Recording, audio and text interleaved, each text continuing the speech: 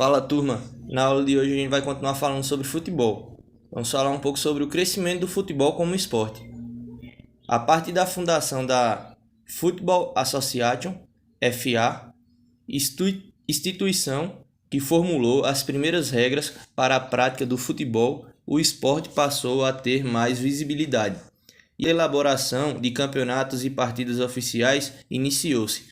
A criação dos campeonatos foi importante para o surgimento de regras universais para o futebol, e desde então o esporte começou a expandir-se.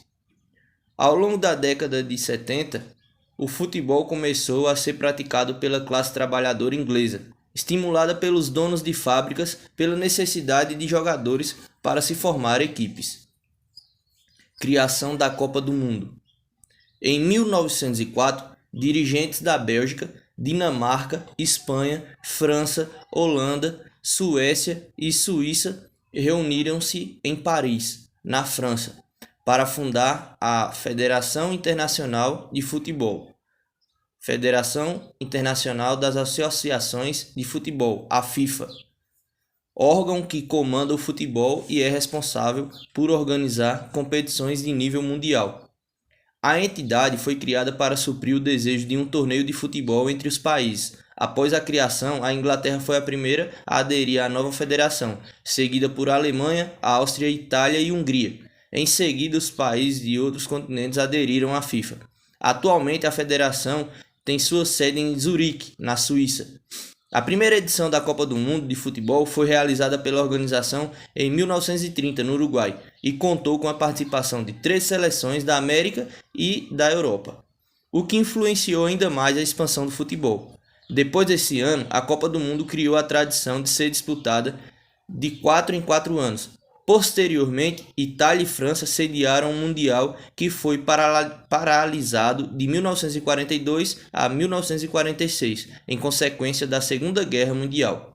Foram disputadas 20 Copas do Mundo, contando até a sua edição de 2018, e apenas 8 países de 2 continentes conseguiram levantar a taça de campeão. O Brasil é o primeiro da lista, com até então 5 vitórias e o único a ter disputado todas as edições do torneio.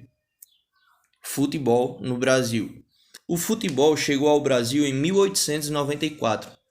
Charles Miller, um jovem filho de inglês que chegou a São Paulo após realizar seus estudos na Europa, trouxe consigo bolas e regras para a prática do futebol no país. A prática do futebol no Brasil foi realizada pela primeira vez pelo São Paulo Athletic Club, formado por colonos ingleses, mas o primeiro clube formado especialmente para a prática do futebol foi a Associação Atlética Mackenzie College, em 1898.